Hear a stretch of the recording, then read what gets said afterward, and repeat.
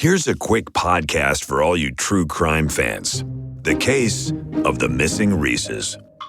It was me at the store with my mouth. Motive? They're Reese's. What was I going to do? Stop myself? Tune in next time to see if I do it again. Spoiler, I will. Wow, that had everything. Reese's, suspense, Reese's.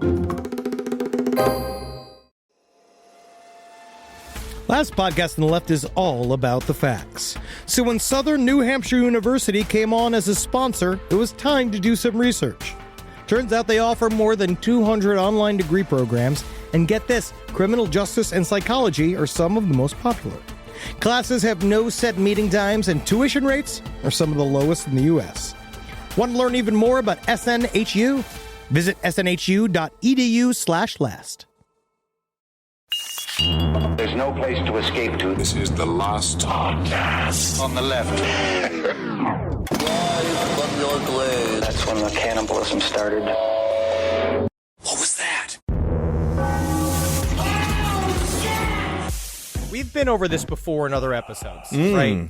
But we're proud of Mary and Travis, right? Oh, yeah, they're doing a great job. We're proud with them. Yeah. Do they not deserve uniforms?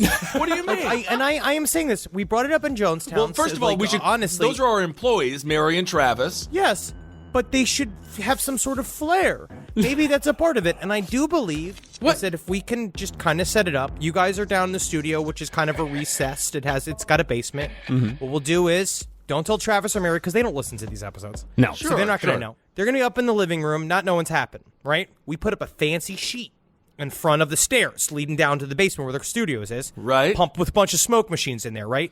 We give them a couple of glasses, we give them a couple mugs of coffee with acid in them, right? Oh, my goodness. Give it to them. Listen to me. Listen.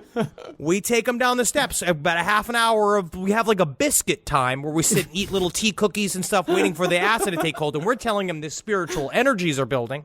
We bring them downstairs to the basement, give them capes, different grades of capes, where we give Travis a gold one, we give Mary a silver one. We don't tell them what it means yet. Right. But they'll feel more important.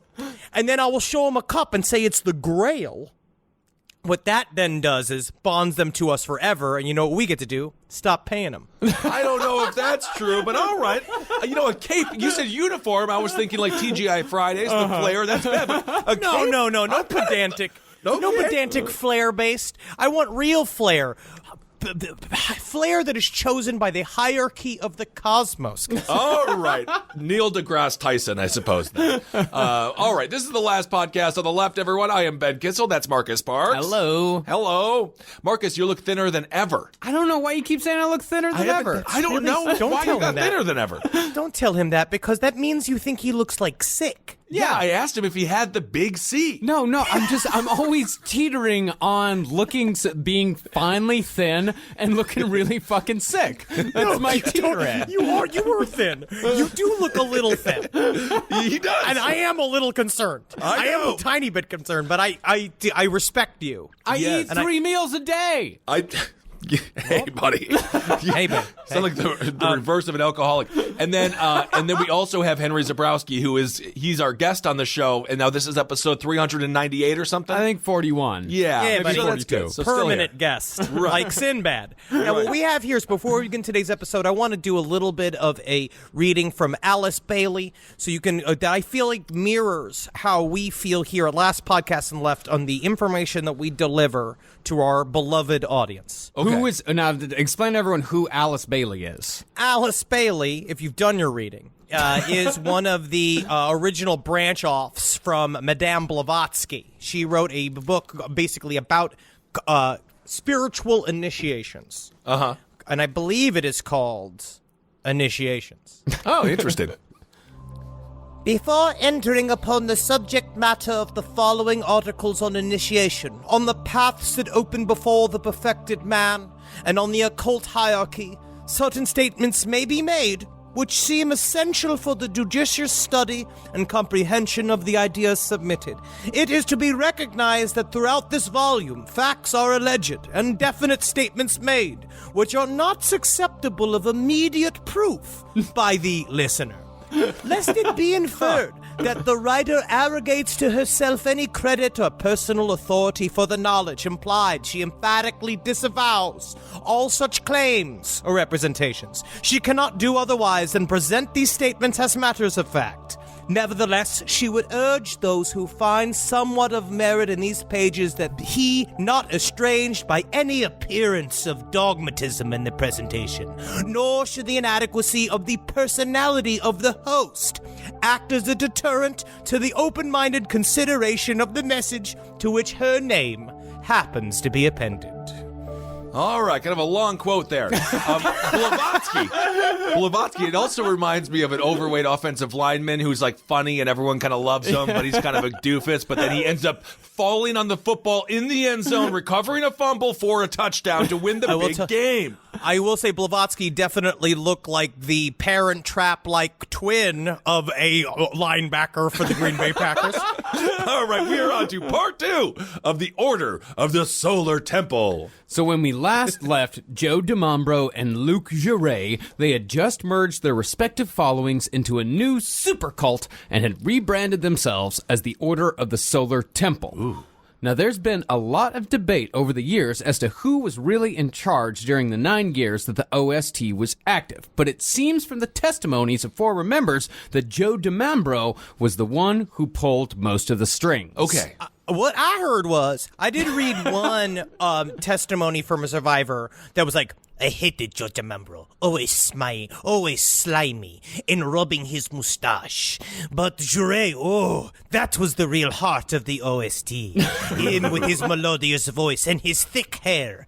He kept comparing Jouret's thick hair to DiMambro's big mound of hair, and saying that it made him distrust DiMambro. Okay. And I think it was just because he was slipping you acid and you knew it. So DiMambro, now he's the less attractive one, right? He's the one behind the scenes? He's absolutely the less attractive one. I mean, I think anyone who says that, like, Jouret was the guy in charge, that's a style over substance guy right there. Oh. Yeah, because Jouret, like, he was the face, you know, of course, like, he probably was the heart of it, but DiMambro... He was the cute one. He was the cute one. DiMambro was the one who wrote all the songs, in other words. He was the guy... Really? He was the guy who was in charge of everything. He's the reason for the season. Yeah. I see. Because he understood the combination of all of the cults. Between his group and the Argeny Renaissance, he was like he knew how to pick and choose all how to build the cult's brand in a way, which is now we're heading towards where I think what we talked about last episode, where he was really building an esoteric study group. Like he was building a group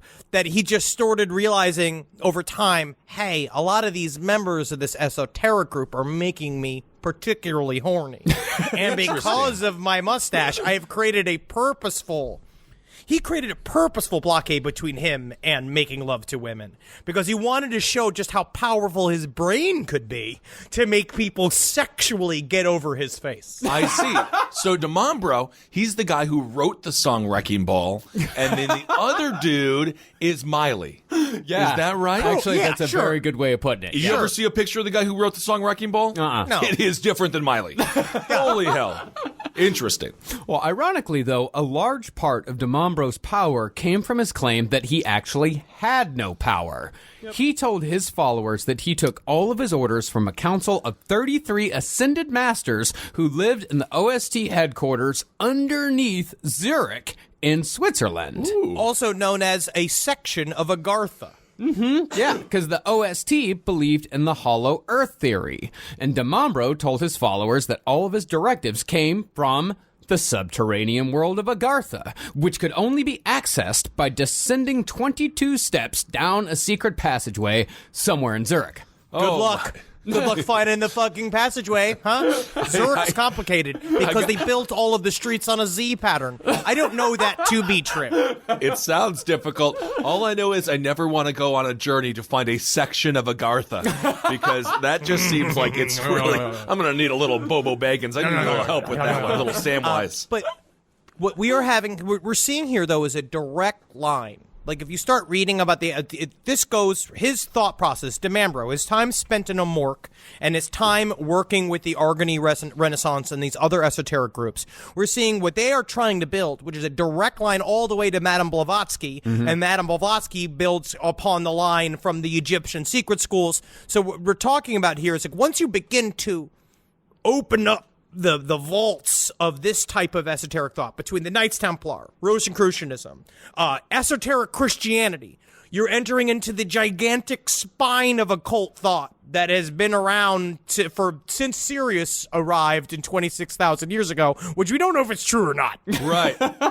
But even though the headquarters of the Order of the Solar Temple were in Zurich, DeMambro and Jouret expanded their operations across the sea in the mid-'80s, saying that the capital P, capital L Promised Land was located in North America. Okay. What's the time period on this little build-up, Marcus, would you say? About 80, but between 84 and 86.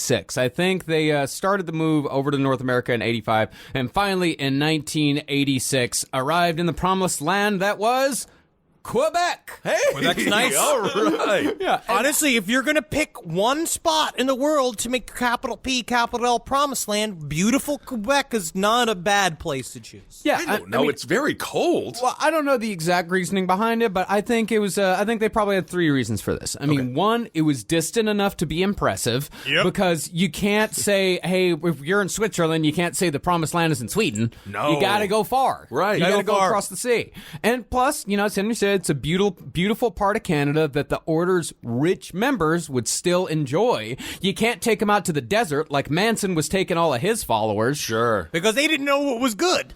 When you're already rich, you already know what's good. And you can't drop in lifestyle. That's a part. That's why he catered to it. They can't fully shake up their life. Yeah, they have to give them a little bit to bite on. Yeah, and speaking of which, they went somewhere where everyone all spoke French. We'll everybody knows your name. Interesting. So always glad you came. It's a strange little bar over there in Quebec. So Zurich to Quebec. Staying on the lower end of the alphabet there. I'm telling you, though, with my cult, we are going to the beautiful, beautiful San Diego. That is the only place I will take my cult. It's where it's 75, rocking. I don't know, man. I don't know if they want you.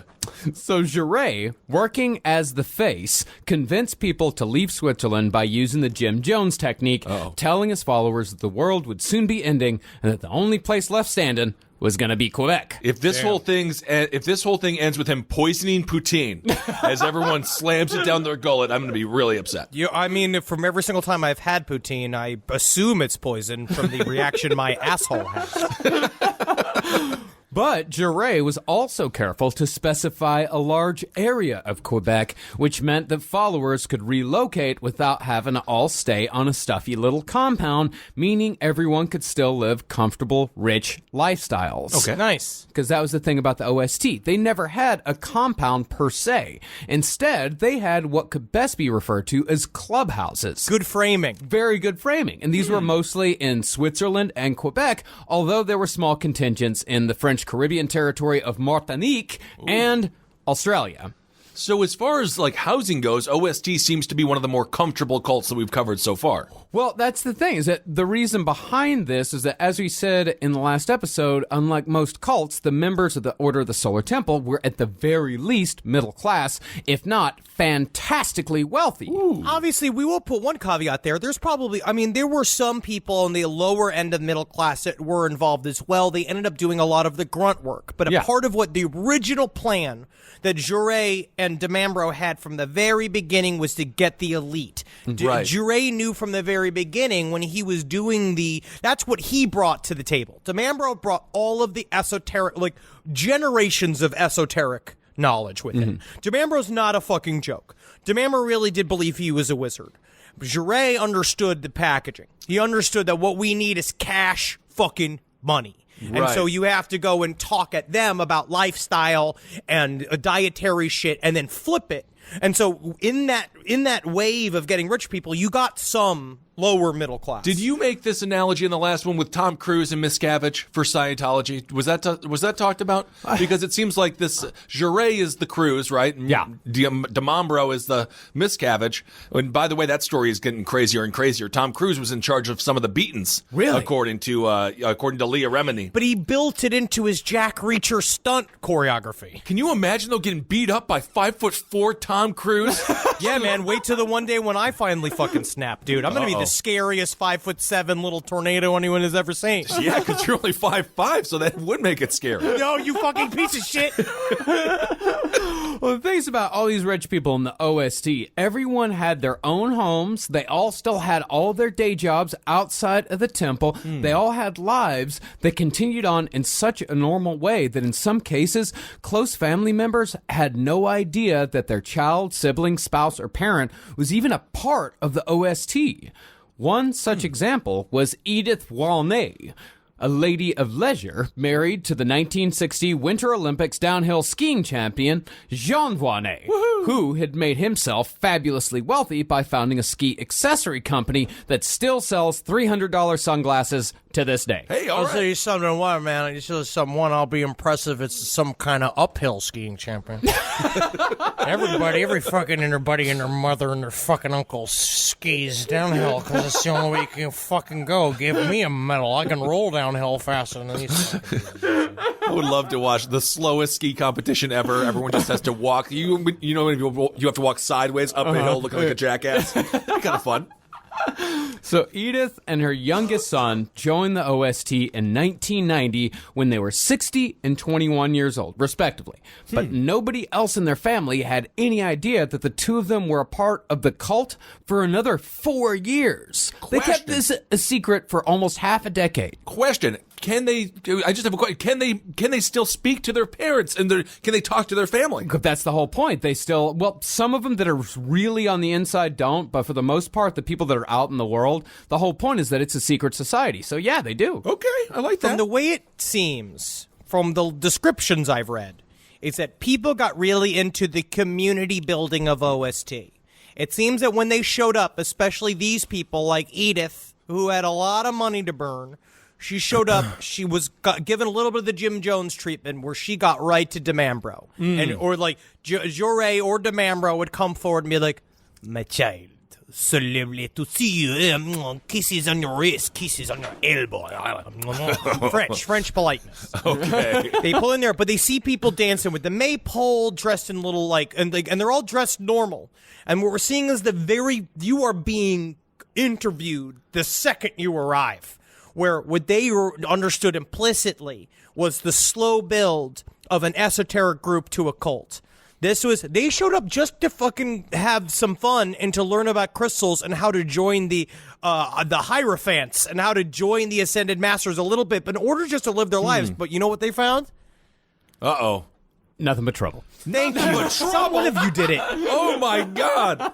So Edith shows up. Money just pouring out of her pockets, like a bank teller trying to rob the place and trying to walk out the back door. And then they're just like, "There's something about you that we like." Yep. That's basically it. That's basically it. Yeah, and that's the thing, is that Edith and her son's membership was only exposed when a couple of Swiss reporters showed up on the family's doorstep asking questions, because Edith's name was found amidst the rubble of the second of the 4 OST massacres. Ooh. And she and her son would die in the 3rd massacre after they assured their family that they'd never have anything to do with the OST ever again, especially after they did something so silly as to kill themselves in a mass ritual. Yeah.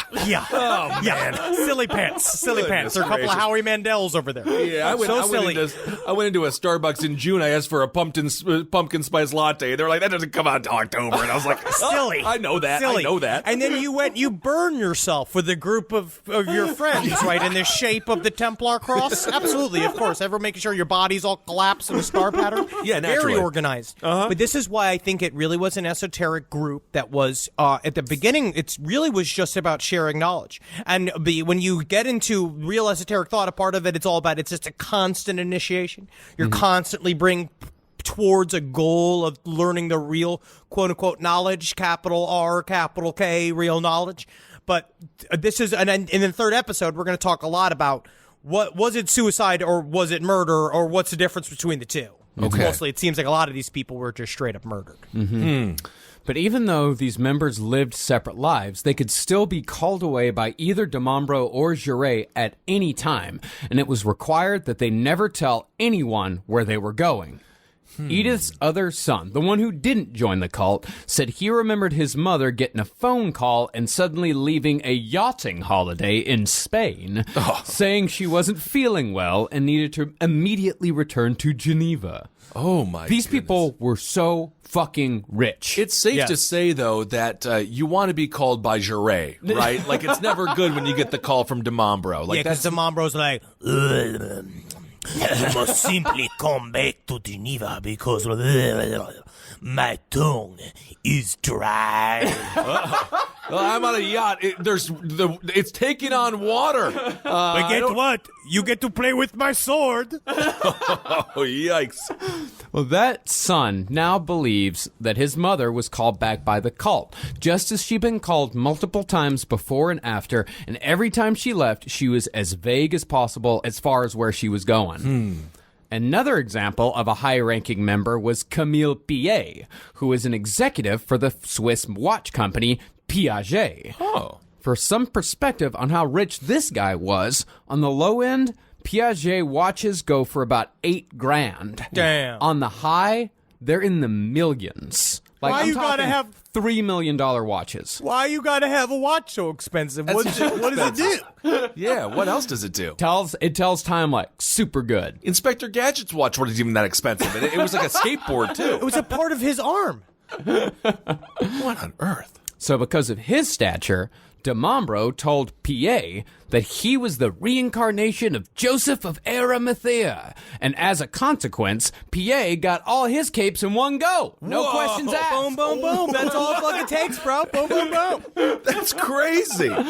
But it wasn't just watchmakers and skiers that the OST attracted. I hope not. They completed the Swiss trifecta by recruiting Thierry Huguenot, whose grandfather, or Huguenot. It's very difficult. It's a very difficult name. I get it, man. Huguenot.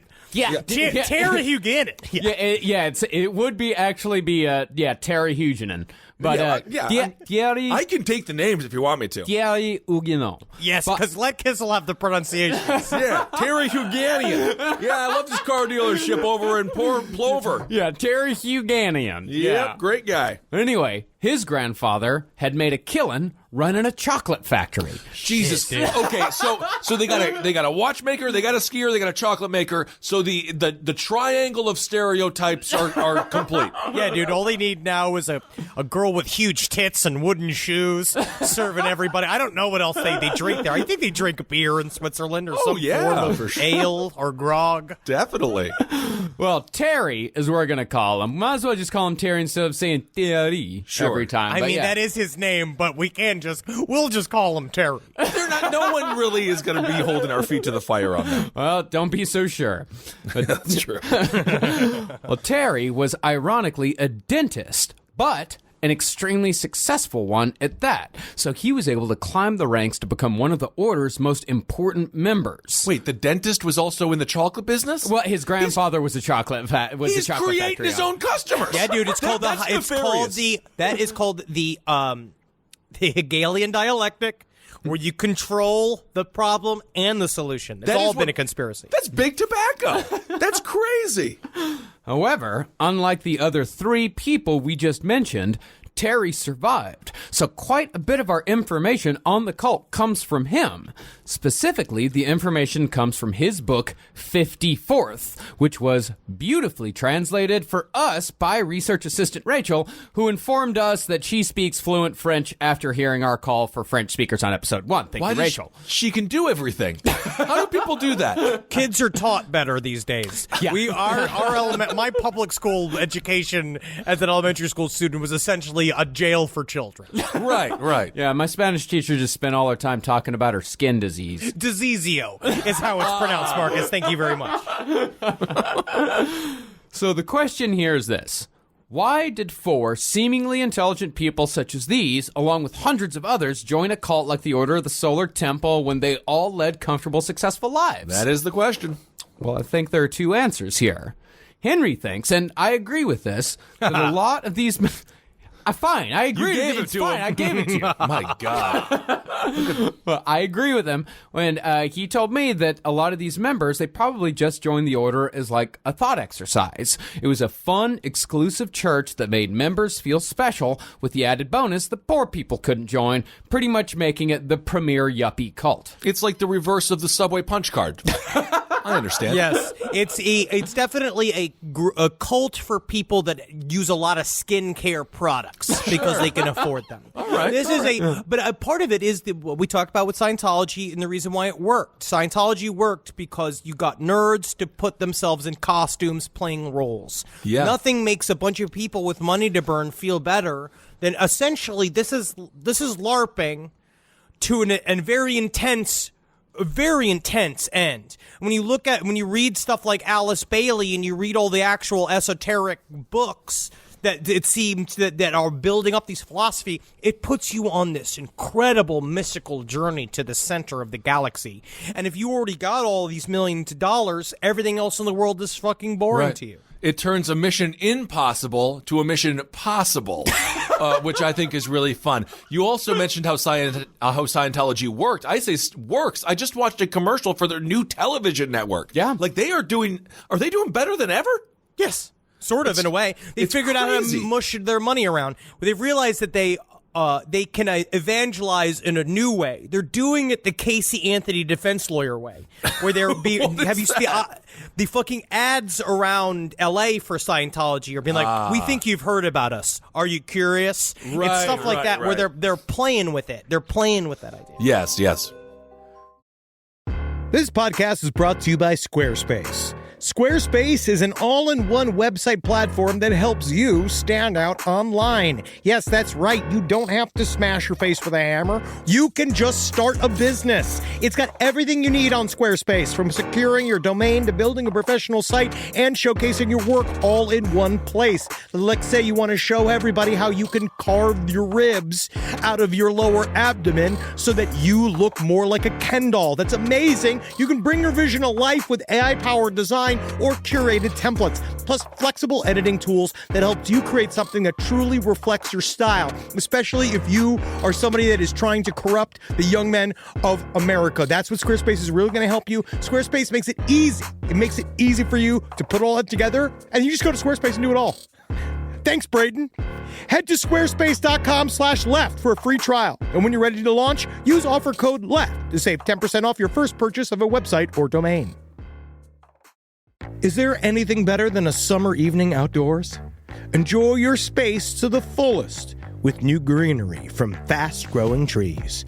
I love a big, thick bush. Fast Growing Trees is America's largest, most trusted online nursery, and they can send me a big, thick bush any time of the day. It arrives at work. It arrives at my car. I can pinpoint on a Google map where it is. Send me a big, thick, brown bush. And they send it immediately when they have it, because sometimes the shaver comes to town. I remember one time I ordered a cherrywood tree from Fast Growing Trees, and my God, I couldn't cut it down no matter what my father told me to do.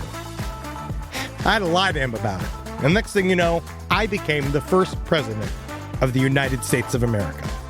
And even you can become the first president of the United States of America with Fast Growing Trees. Right now, get up to half off select summer planting essentials, plus get an additional 20% off your first purchase with code LEFT at checkout. That's an additional 20% off at fastgrowingtrees.com with code LEFT at checkout. Offer is valid for a limited time only. Terms and conditions apply.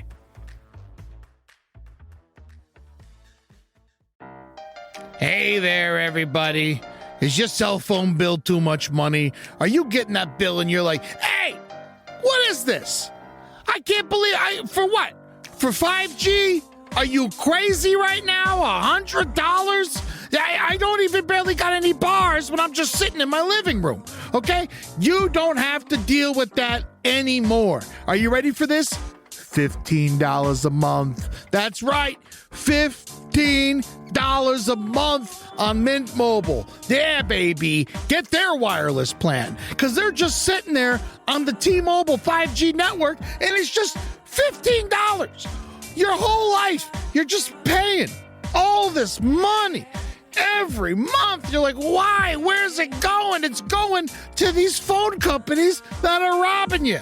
So go to Mint Mobile. Let them help you talk to your mom. So get your new wireless plan for just $15 a month. Go to mintmobile.com/LPOTL. That's mintmobile.com/LPOTL. Cut your wireless bill to $15 a month at mintmobile.com/LPOTL. That's it. There's no catch. Upfront payment of $45 for 3 months, $90 for 6 months, $180 for 12 months. Plan required, $15 per month equivalent.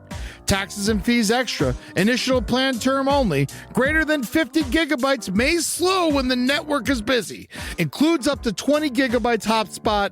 Capable device required. Availability, speed, and coverage varies. See mintmobile.com. As far as this being like an exclusive cult, a yuppie cult, something for rich people to do in their spare time, that was probably like the watch executive, like Camille Pillay. Okay. That was probably his motivation for joining. But people like Voirnet and Eugenot, they had a different incentive. According to an article called The Pleasure of Believing by Fabrice Clement, their reason, it's a great article. It's a scholarly article. It is very... It's just French. So French, everything's sexy. It's just, yeah, it's interesting. Well, he said that their reason for joining is pretty classic cult stuff. Both of them were going through extreme emotional turmoil when either Giray or Dimambro scooped him up. See, Voirnet was in the midst of a deep depression because her children had all left home and her husband was always away running the ski accessory company. Oh, goodness. Oh no. I understand. No, I know. It is. You It's can't be difficult. depressed. It's difficult. She was lonely. I mean, honestly, you can't see me, but I'm playing the world's smallest fiddle with my fingers, and then people could say that's a normal size fiddle. You're so You better big. be careful with that fiddle, man, because your hands are so big, you're going to crush it. And the world's smallest fiddle, I imagine, is pretty expensive to replace. So. So she's just a single. She has empty nest syndrome, and her husband is out. Yeah, her so she's husband's just out. a super wealthy, like, stereotype. Again, use the word. Yeah, Okay. yeah. She's very much a stereotype. And as far as Eugenot went, I mean, and he actually, Voirnet, yeah, that's pretty typical, bored rich person syndrome. Yeah. But Eugenot actually had a pretty shitty past. Okay. When he kind of came in contact with these guys, his wife had just had a second trimester miscarriage. So it's very, very traumatic. Right. Now, it was Luc Giray who brought Voirnet into the fold. He actually saw her at one of his, New Age bookstore appearances. She was pretty much, I would say that Voirnet was, the best example of the type of person who was brought in by the New Age bookstore talks. Okay. And her surviving son, he said that as far as he knew, his mother was just attending lectures on eating right and living an ecologically spiritual life. It's just doing the type of shit that rich, bored housewives do with their spare time. Right. Well, at the time, now it's good to learn about maybe how to eat right or do ecological, spiritual life living. I don't know. But if they're telling you to give you all the money, if they want all your money and they say, hey, we're going to Zurich to talk to aliens at the bottom of the staircase that are all pretending to be Knights Templar, that's when you know you're doing dumb shit. Anytime you hear this sentence, and now it's time to pass the collection plate, it's time for you to stand up and get the hell out of there. Yep.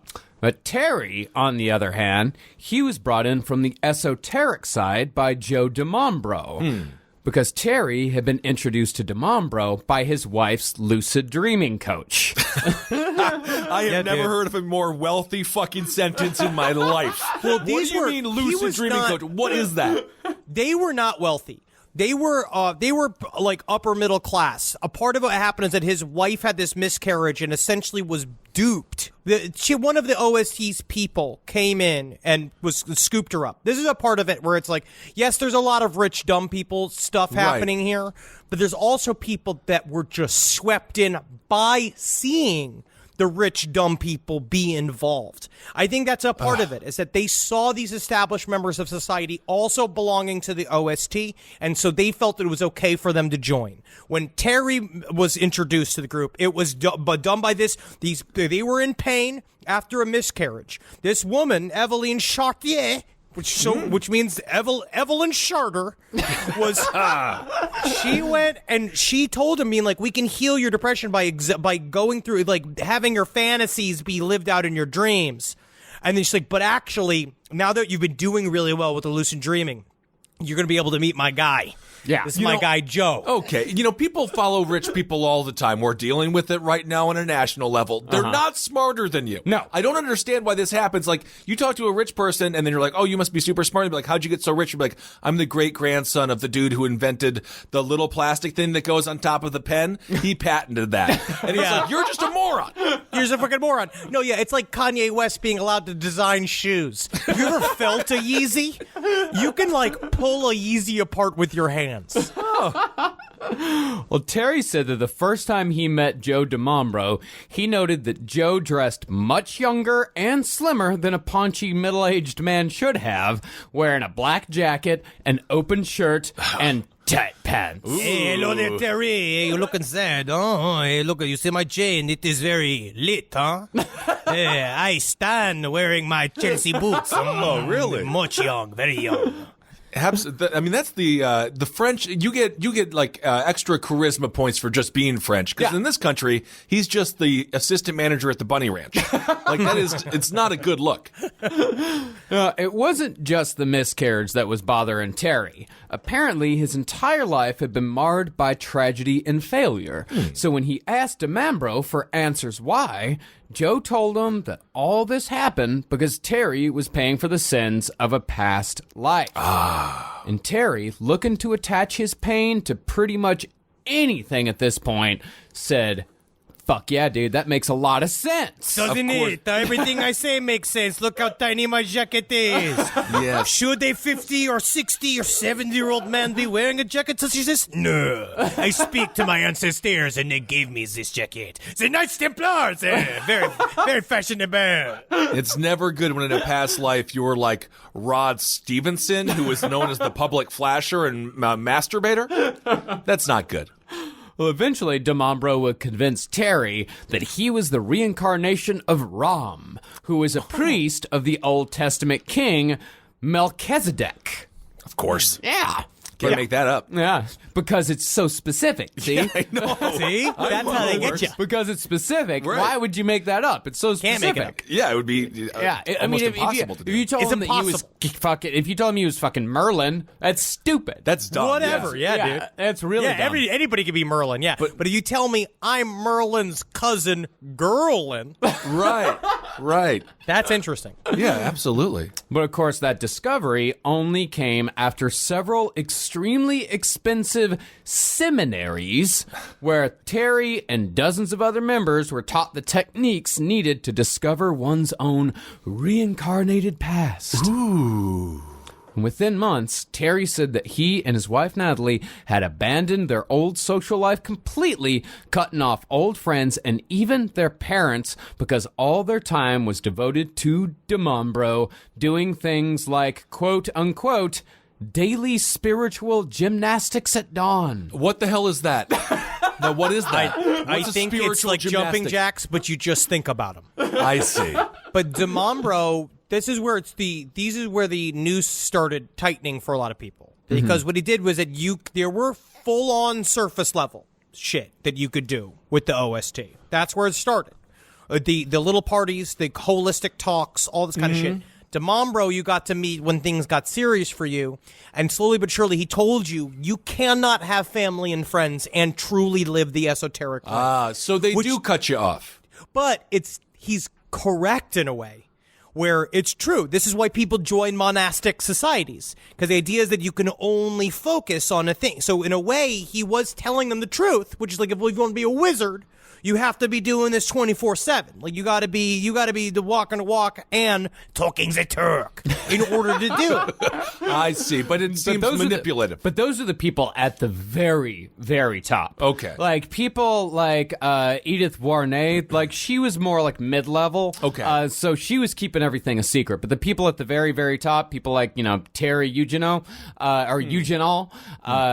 they got cut off completely. And once they were in completely... Well, what's the benefit of being at the top, then? You get to be a master of the fucking universe, Ben. Yeah, But you bro. just hang out with this sweaty toad guy. No, you don't And then just hang out with some sweaty dude. You're hanging out with the lineage of Jesus Christ's apostles. You're hanging out with one of the ancient pharaohs of Egypt. That's what Demambro was. Yes, in this current physical plane, he looked like Danny DeVito with stilts on. That's the problem.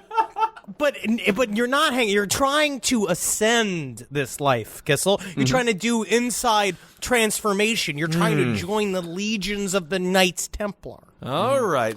You know what? I'm not sure about all that. I don't know. I gotta go ahead and say a good old Ben Kissel. I don't know about that. You're being mean to me. I don't know. All I know is if I ever have a kid and they join a cult, one phone call. That's all it'll take me to convince them it's not good. I would love to see you walking through the Order Solar Temple with all the tiny little Knights Templars all hanging from your arms. As you're just like, give me back my son. And then you get there and you're like, that's not my son. Oh, shit, I've just been hammered for days. Little Liam Neeson. I could do a Taken scene. Well, once Terry and his wife Natalie were in completely, Demambro introduced them to Luc Jouret. Okay. Whom Terry still describes with a sense of awe and wonder despite everything that's happened, which is actually extremely common among former cult members. The best example being when former Scientologists talk about L. Ron Hubbard. Like Right. they still talking about they still say LRH, and they still talk about him like he's a god. Right. It's got the body of a god, that I know. Well, here is an excerpt from Terry's book talking about Luc Jouret. Immediately, the allure of this doctor seduced us. He had a long and well-drawn body, thin waist, broad shoulders. They carry high a beautiful head, moving and romantic, a gaze dark and profound that carried a sudden sadness in an instant, crazy hair, a lock of which swept over his forehead. Just, you know what, man? Think about him on the can. Just all of these are biological. He was a handsome guy. Jouret was a handsome guy. Yeah, I saw a picture. He's not that. I mean, come on. He's not Triple H here. In the annals of true crime and the paranormal, where every single other fucking character that we read about is described as handsome, Yeah. Luc Jouret is actually handsome. Yeah. I don't find Peter Curtin to be handsome. No. I don't find any one of the Ted Bundy. Okay. I understand Ted We talk about this in the live show. He looks like George W. Bush. He does. He really does. Ugh, all right. So they're into him. Yeah, they're into him. And by the time Terry was finally done with the Order of the Solar Temple in the early 90s, he was given damn near his entire income to Demambro and Jouret, keeping only $150 a month for himself and his family. But this is happening during the 80s, where we knew what attractive guys looked like the lead singer from Stryker, or like Rat. Sebastian Bach. Sebastian Bach. Oh, Sebastian Bach's a dreamboat, yeah. Of course, that's a handsome guy. I don't think this dude doesn't hold a candle to them. But he's talking about leaves. He's talking about the power of crystals. He's looking at you in the eye. Yeah. He's got Brooke's hand in the other's hands, right? And he's just like, you're locked in his eyes, but his tongue is licking her knuckles. Well, that doesn't make me happy. In a way, you feel it. In a way, you're like getting all that vibe. We're like, oh, you're getting like sort of cucked, but you like it. Yeah, I'm like a spiritual cuckold. Yep. Okay, all right. I'm not. And $150 a month in France was easy for them because kids literally drank wine as food. Now, from what we've said so far about the Solar Temple's beliefs, it kind of sounds like their main focus was reincarnation. Mm-hmm. But reincarnation was really just the hook to make people feel and seem more important. Okay. Their actual beliefs were a mix of New Age mumbo-jumbo, Rosicrucian fiddle-faddle, Catholic hocus-pocus. There's a lot of fighting words here. Yeah, a lot of them. And esoteric Christianity. Okay. When you start reading, though, into it, esoteric Christianity and all this kind of stuff, it has really fun stuff. Yeah. But it's really thick. If you read any of, like, Madame Blavatsky, if you read any, like, trying to read Alice Bailey, this stuff is very, very intense. Here's a little example of a quote from her, quote from her book that you have to fight through, right? Okay. Initiation leads to the stream that, once entered, sweeps a man onward until it carries him to the feet of the Lord of the world, to the feet of his Father in heaven, to the feet of the threefold Logos. The initiation leads to the cave within whose circumscribing walls the pairs of opposites are known, and the secret of good and evil is revealed. It leads to the cross, and to that utter sacrifice which must transpire before perfect liberation is attained, and the initiate stands free of all earth's fetters, held by naught in the three worlds. Got the feet, and I'm thinking butthole is the second part, and then she's up to the cross. Maybe that's like the sternum Very area. intense. But the Logos is an interesting idea. I think it's very interesting. Okay, We'll do Gnostic Christian bullshit one day. Yeah, I can't wait. I love that. All so easy to parse. Yeah, it makes all the sense in the world. I tell you, this is how we will end Last Podcast on the Left. At some point, we are just going to be like, all right, we're punishing the listener we're just doing all of it. We're just going to do a 20-hour series on esotericism and just being like, if this doesn't kill you, you weren't listening to this podcast. But the beliefs of the Order of the Solar Temple had one important twist. The Knights Templar were alive and well and living among them. Yes, prepare their souls for transition. Cleave the demons. All of it. Fucking love Knights Templar. Sir, your poutine has arrived. Oh, good. I'm going to be a Knights Templar soon, said the man with the mustache. Luc Jouret claimed to be the reincarnation of Saint Bernard de Clairvaux, who, while not a knight himself, is considered by some to be the most important figure in Templarism, as he was largely responsible for the Templars' acceptance into the Catholic Church. You know, would this guy be happy to come back as Jouret? You know, like, no one... He may not have... Well, the difference was that Saint Bernard de Clairvaux was given the fucking full-on yay from the fucking church to kill whoever he wants with the power of Jesus Christ. Well, I think that he would actually be upset with the demotion when he shows exactly. up. That's the whole thing. And that's the thing, is that Jouret, that reincarnation of Saint Bernard de Clairvaux, that was in addition to Jouret also being the third reincarnation of Jesus Christ. How the hell do you do that? Well, I think that makes I think that what he's implying is that Saint Bernard is the second reincarnation of Jesus Christ. Yeah. I see. Yeah. You get it? I don't get it, but yes, I see. So using this authority, Jouret laid out the goals of the Order of the Solar Temple as thus. Their mission was to, 1, establish the correct notions of authority and power in the world. Which, of course, would mean Jouret and Demambro. Right. 2, affirm the primacy of the spiritual over the temporal. You don't need your money. We're teaching you how to use your brain and your soul. You don't need all this money. Would love the money. Would love it. 3, give back to man the consciousness of his dignity. Don't know. How do you get that without money? 4, help humanity through its transition. Pew, pew. What? What? Boosh, boom, boom, boom. 5, participate in the assumption of the earth in its 3 planes, body, soul, and spirit. Okay. 6, work towards the union of the churches and to work towards the convergence of Christianity and Islam. Oh. World peace, perhaps. Okay. And 7, prepare for the return of Christ in solar glory. What is the solar glory? I'm not sold on that. I just need to know what the solar glory is. Partially, well, there's 2 leanings. There is the Christ is spiritual return. Will come and he will absolve all sins. He will usher in the age of Aquarius that we'll all be dancing with no bras inside of. It's either that or literally means the sun will explode and we will all go to heaven. Okay. Most of that sounds pretty okay as far as cults go. Yeah. That 7-point doctrine was the version that Jouret gave the squares when he was making his pitch during lectures. Ooh.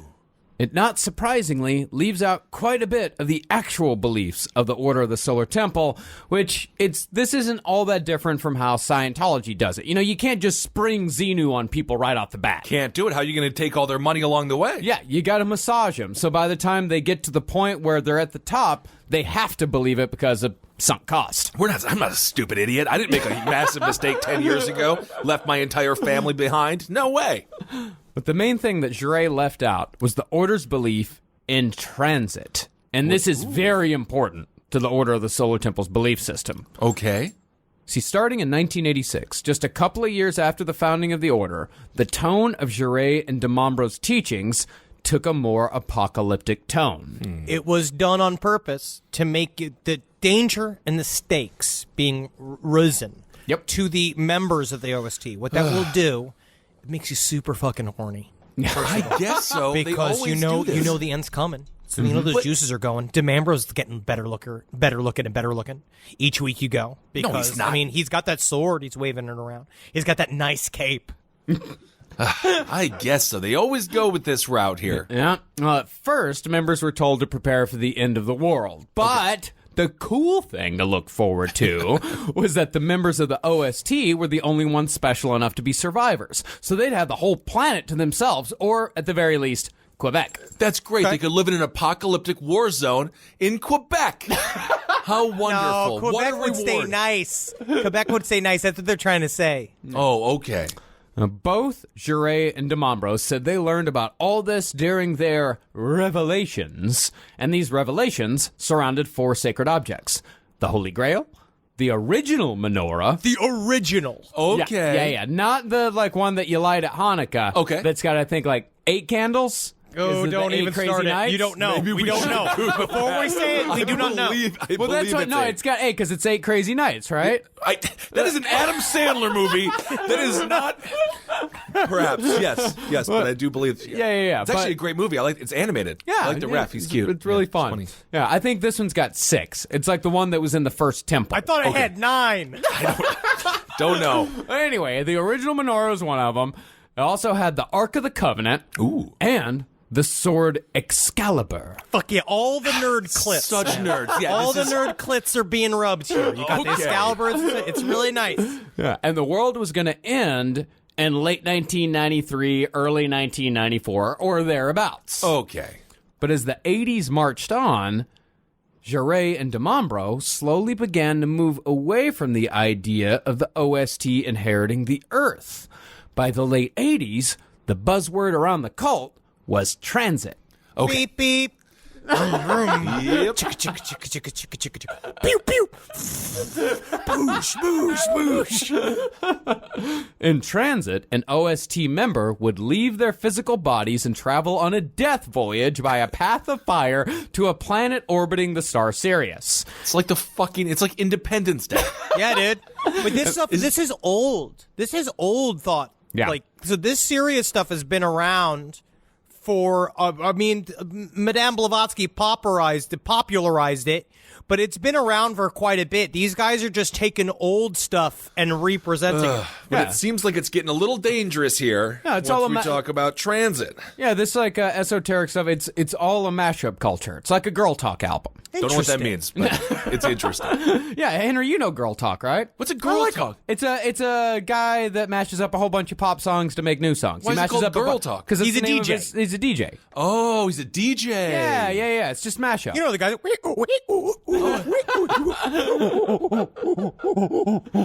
That's beatboxing. That's beatboxing, not DJing. Yeah.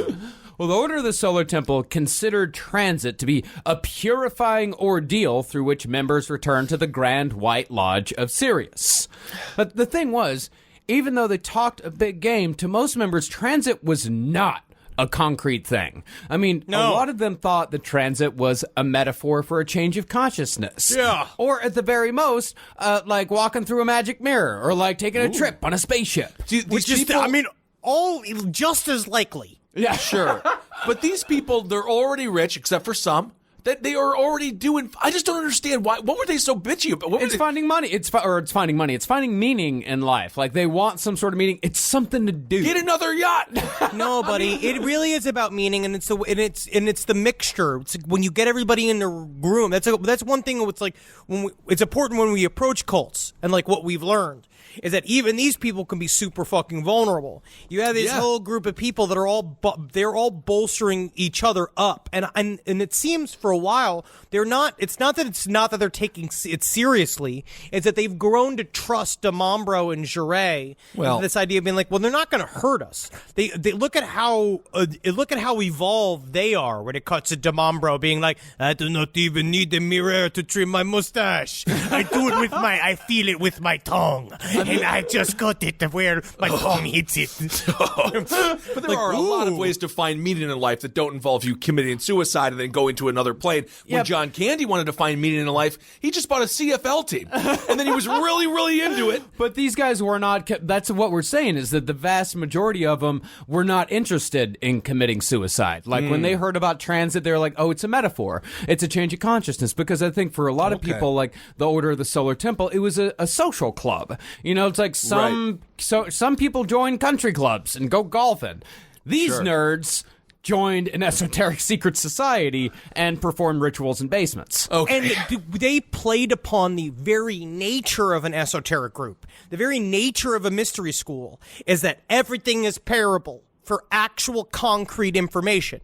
So when they hear transit, they're expecting, like, in a way, it's a symbolic thing. All of it's because it's all supposed to be symbolic. But they didn't know that they had in their back pocket being like, we're going to fucking kill all these people. Well, yeah, I mean, that's the thing. Everyone thinks that they're like, everyone always projects more intelligence than their leaders actually have onto their leaders. And it's like, I guess keep it vague. Yeah. That's what you got to do as a cult leader, I guess. Yeah. No one thought in the 80s that the whole like Path of Fire part was eventually going to be real. No one thought that. The 80s were a great time, too. TV was starting to get good. Magnum P.I. was out there solving crimes. Columbo was badass. T.J. Hooker? T.J. Hooker! I mean, my goodness. T.J. Sex Worker, please. Yes. And now, when it comes to this story, too, though, what I think, though, is it's a gradual understanding. The unconscious, subconscious knowledge. DeMambro knew that he was going to lead them all down the fact. The ones that were the true adepts, the 15 immortals that would end up being in the top ranks that would help kill everybody else, they knew what the thing was from the very beginning. Yeah. But they're also very egotistical themselves, huh? Yeah. So they're all egomaniacs in their own right. Oh, yeah. And there were definitely hints throughout the 80s that things were a little more serious with transit than people thought. Because DeMambro, he was telling everyone, you got to be on 24-hour alert for transit to Sirius. All the time. I might call you up. Transit might happen tomorrow. So always be around the phone. Always let us know where you are at all times so you can be ready to go. Not good. And then you had Jure saying shit like this. Quote, liberation is not where human beings think it is. Death can represent an essential stage of life.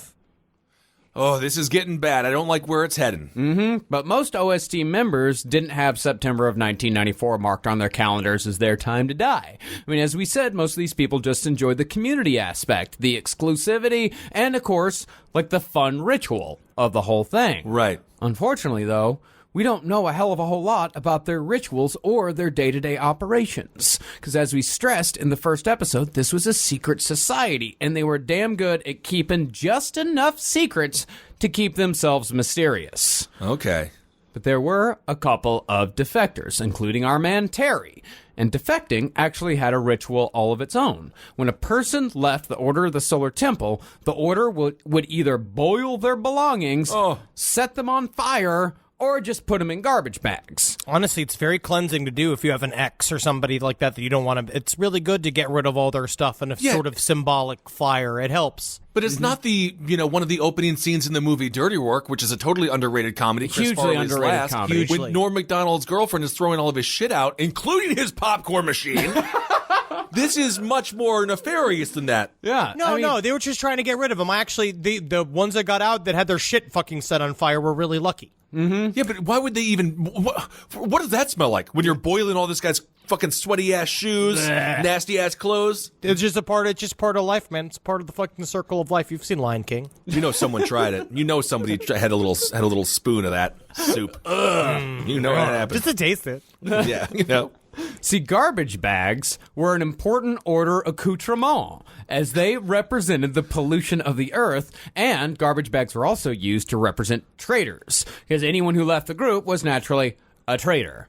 And trash. And trash. So they're punny with it now. They're real punny with it. Okay. In fact, they used garbage bags on regular members as well.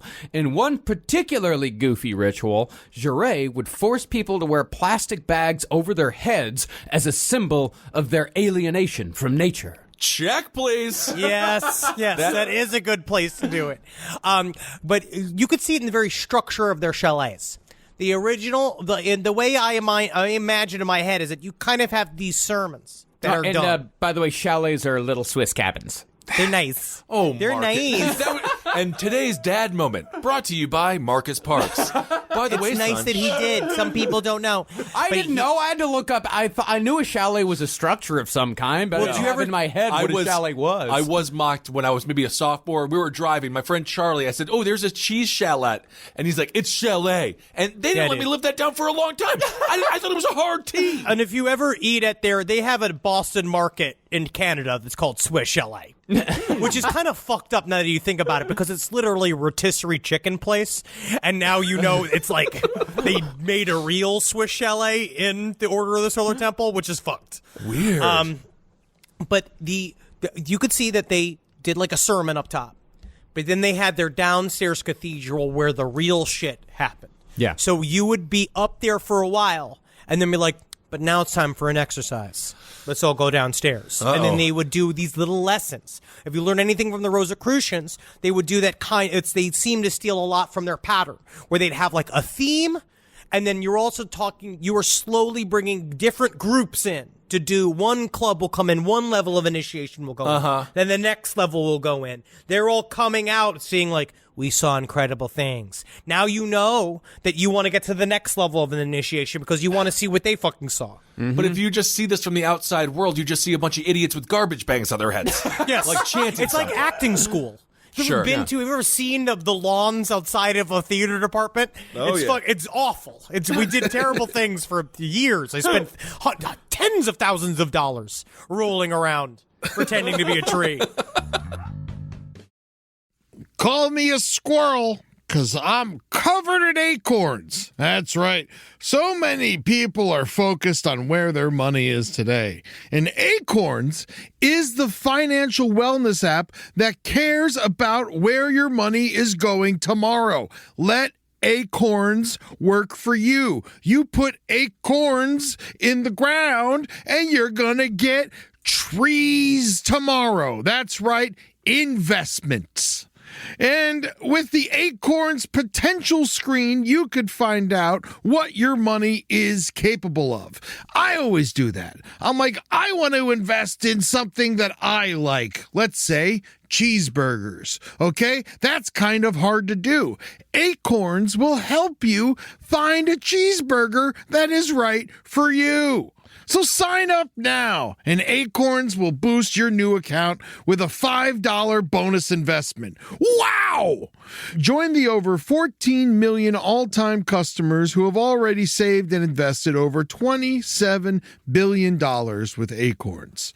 Head to acorns.com/left or download the Acorns app to get started. Paid non-client endorsement. Compensation provides incentive to positively promote Acorns. Tier 2 compensation provided. Potential subject to various factors such as customers' accounts, age, and investment settings. Does not include Acorns fees. Results do not predict or represent the performance of any Acorns portfolio. Investment results will vary. Investing involves risk. Acorns Advisors, LLC, an SEC registered investment advisor. View important disclosures at acorns.com/left. Summer schedules can get busy fast with camps, vacations, sports, family time. And, every single time Carmi eats a block of dark chocolate, we got to take her to the emergency room. You know how much time that takes. All right, IXL makes it easy to keep learning part of the routine in just a few minutes a day.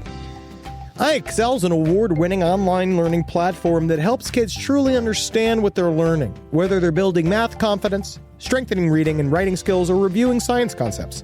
From pre-K through 12th grade, iExcel offers personalized, interactive learning that adapts to each child's level and pace, which is great because Carmi has been really slow in biology, and Wendy has really been struggling with American history, mostly just because she doesn't agree with the way it's being taught.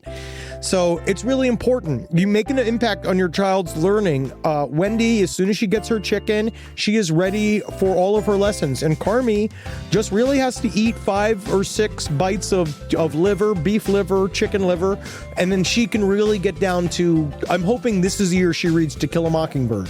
So really, iExcel, thank you. Make an impact on your child's learning. Get iExcel now. And Last Podcast on the Left listeners can get an exclusive 20% off at iExcel membership when they sign up today at iexcel.com/left. Visit iexcel.com/left to get the most effective learning program out there at the best price. All right, I know what you're thinking. I like to go banking, but I don't want to give to these big old banks all the time that cater to the 1%. Well, go ahead and get yourself hooked up with Chime. It's banking built for you, not just those rich jerks. And they got thousands of fee-free ATMs because why pay to get your own money? Chime is working for you, man.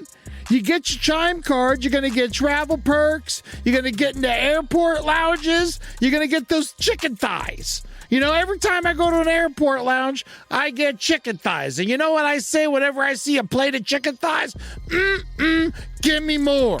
Chime's going to get you those chicken thighs in these lounges, all right? Sure, they could serve other types of meat, but why would you when chicken thighs are so delicious? Chime is not just smarter banking, it's the most rewarding way to bank. Join the millions who are already banking fee-free today. Head to chime.com/left. That's chime.com/left. It only takes a few minutes to sign up. Chime is a fintech, not a bank. Banking services for Chime Card provided by Chime's bank partners. Optional products and services may have fees or charges. Stated cashback for Chime Prime only. No minimum balance required. Checking account ranking based on JD Power Survey published October 20th, 2025. For more information on travel perks, go to chime.com/disclosures.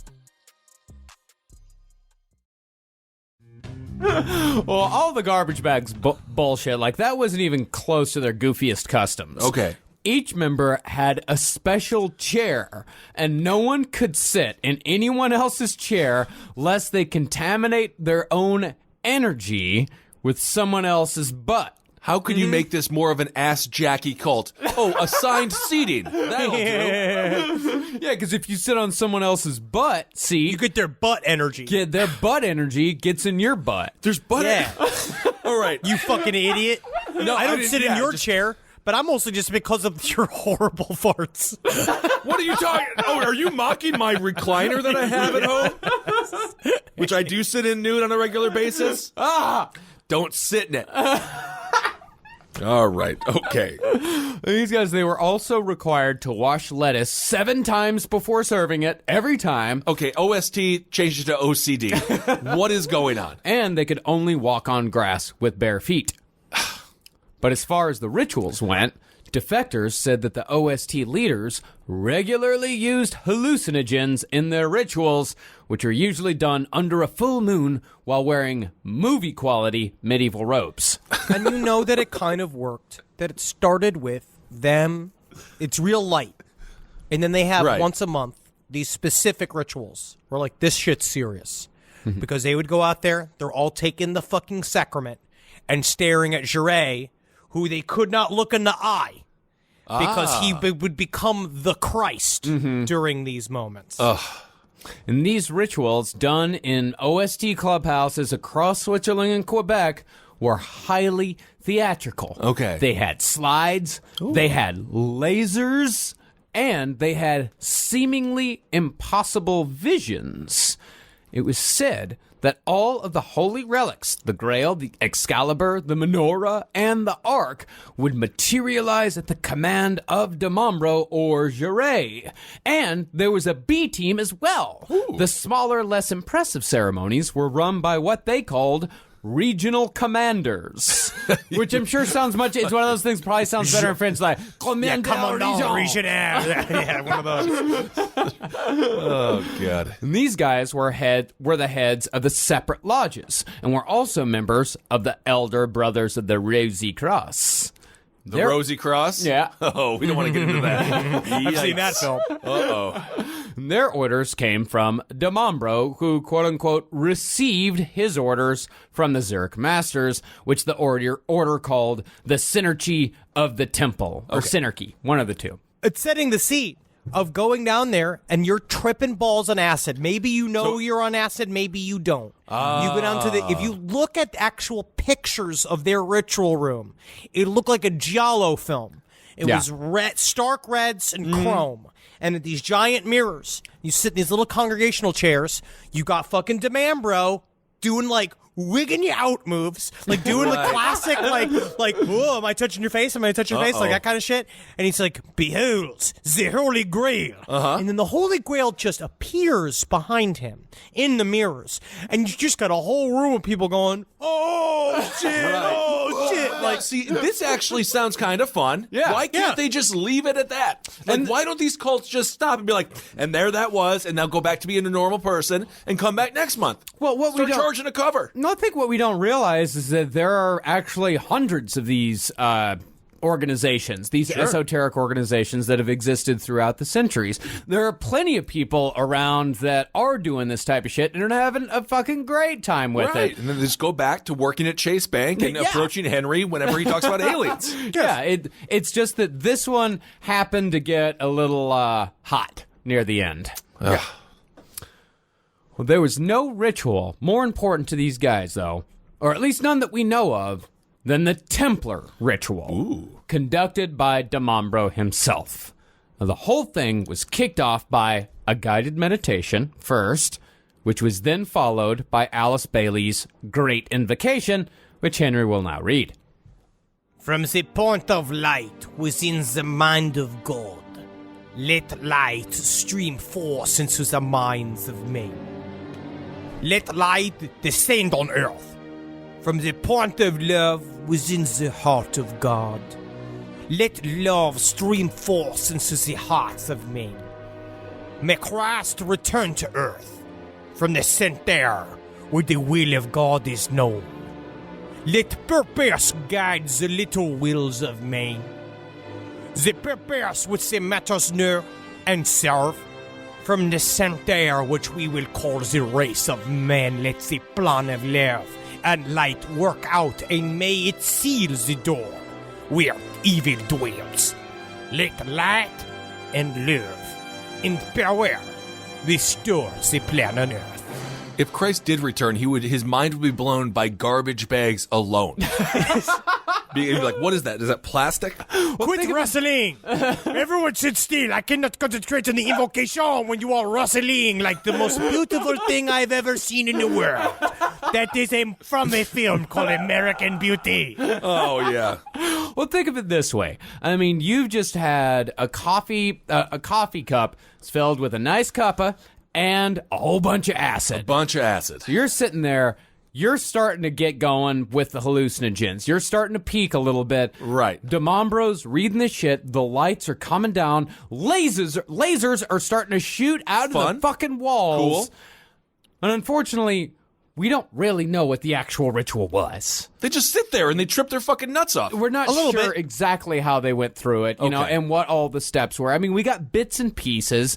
Like, we know that sometimes Demambro would, like, let people hold his sword that he said was a genuine Templar artifact given to him in a previous life. That's what you want a room full of people on acid. Give them a weapon. See what happens. Honestly, man, it's a nerd's dream. You're talking about a nerd's dream. They're all scared of him with this sword. He's up there going like, they get to like take it and they're like, oh, cool, instead of being like, I'm gonna go. Which normally what happens when you're on a date and you show somebody your swords. Yes. But even though this all sounds goofy, as cult stuff always does, we do know that the visions DeMambro produced in his rituals were fantastically realistic. Although it probably comes as no surprise that they were all a complete and total fabrication. They were all the work of a special effects guy named Tony Dutoit, who helped DeMambro pull the wool over everyone's eyes for the greater good. Hey, DeMambro, you want a cup? Pour it in the thing. 3 p.m. I get you a cup. Tony always does. Don't you worry about me, my friend. I make a fake cup. I make a real cup. I do all of my bullshit to my fucking truck, bro. So he's got a tech guy. He's got a tech guy, and he had a fantastic tech guy. And I couldn't find a whole lot of information on Tony Dutoit's background. Like, I don't know if this guy, if his background was in, like, stage production or if he worked on movies or what. But this guy, who seems to be a relatively small part of the OST's operation, he's eventually going to be the pivot to this whole fucking story. Okay. But the visions weren't even close to the end of the river of bullshit coming from DeMambro and Jure. Jure would walk around the room curing non-existent cancers, touching people and saying, You had cancer. I just cured it. Wow. It's like Oprah. yeah, you got it. No, you don't. I don't have it. You know? See? No kid. See how much happier you are? I'm you so didn't know happy. you had cancer, and now you don't have it anymore. I don't even have it. Yeah, you never knew, but now you don't. I don't have it. I love this. Now, one member said that when Jure looked at her, it felt as if his third eye had penetrated her body. While another said that he shared knowledge with her just by touching her forehead with a single finger. Magic fucking French touch, dude. I don't we wanna don't be have this in America. Our fingers are too big and wet. Yeah, I don't want to be like a total skeptic here, but maybe it was the fucking acid. Maybe it's the acid, not It helps, man. DeMambro's It helps. disgusting finger. Acid always helps. Just ask Charles Manson. I mean, acid is... I mean, it doesn't help if you want to have a productive life or like a family. It helps But if you want to sometimes- convince people that you're God. Yes, it does. Yeah, man, which is the goal. And honestly, that's why just look in the mirror and realize you are your own God. Yeah, because that's what exactly. we've always done on acid. Yeah, exactly. Now, it's also worth mentioning that it's estimated that 2/3 of the Order of the Solar Temple were women. You. And of course, it wasn't long before sex became a central part of the OST's rituals. It's pretty easy to figure out which members of the OST were fucking. I mean, you can tell I fuck. Look at my leather jacket. Would the man wear a leather jacket if he was not simply slick to the touch with the pussy juice, huh? Excuse me, I have some kind of chicken wing stuck in my mustache. Cool guys all around.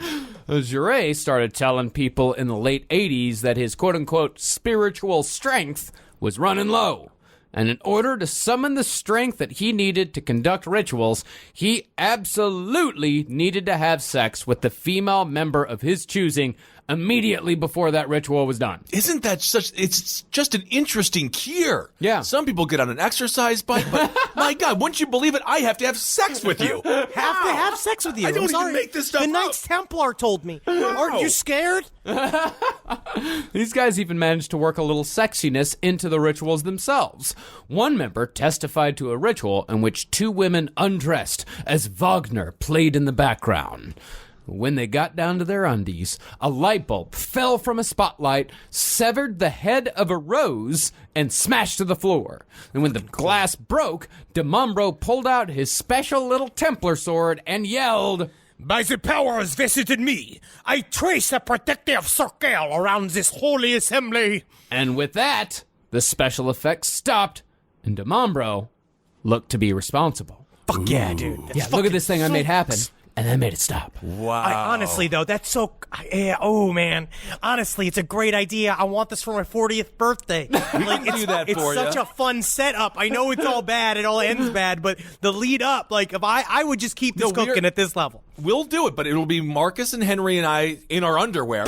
And then we'll just have Holden come and chop a rose in half. And, I mean, it won't look the same, but... There you go, fucking man. I fucking chopped the head off the fucking rose, dude. So, can I go? Holden McNeely, check out his show, Wizard and the Bruiser. But DeMambro and Jure didn't limit their intrusion into the sex lives of their congregation to their own pants.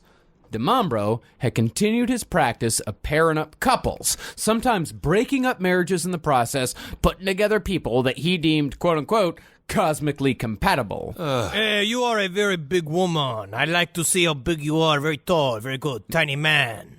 You fuck her. Make a medium child. So DiMambro is like Ashley Madison. Yeah. Just breaking up relationships for love that doesn't really exist. Yeah, it's just like, you guys aren't good together, so you're not even good together. You just say, the two of you aren't cosmically compatible. They could be in a happy relationship, but you say, it's a way to control the congregation. It's a way to control everyone by saying, it's controlling the most intimate part of their life, their marriage. It's like, you guys will split up, and then you get with him, and you get with her. And, like, for an example, Terry Eugenol, he was one such person whose marriage was ripped apart by Joe DiMambro. Well, how the fudge? I used up my quota of F words. How the hell, as a man, do you let another man, short and dumpy, looking like soup poured into a bag, how do you let him break up your relationship? Psychically powerful. But I You see, this is the thing. You still malign the short and the dumpy. Well, you don't understand the type of links that the short and the dumpy have to do to take over this fucking planet of ours. Which, unfortunately, there's a lot of us that are in very key places on the planet Earth. Well, and what it is, you've already bought in so far. Yeah, right. You're already wearing capes. You're already taking acid. You're already hanging out a lot at the Swiss Chalet, and there's no rotisserie chicken there for you. Ooh. And you are at a certain point to say no to him means it's all been wrong. Yeah, How many years of marinating would it take for someone to be like, yeah, you're right, I don't like this woman that I love? When this happened to Terry, it had been about a decade, about 10 years. Oh, jeez, okay. But, never underestimate the power of humiliation, or the power of possible humiliation, Sure. because people will go to such great lengths to never admit they were ever wrong, and to never be humiliated. Sure. And, just for example, like Terry,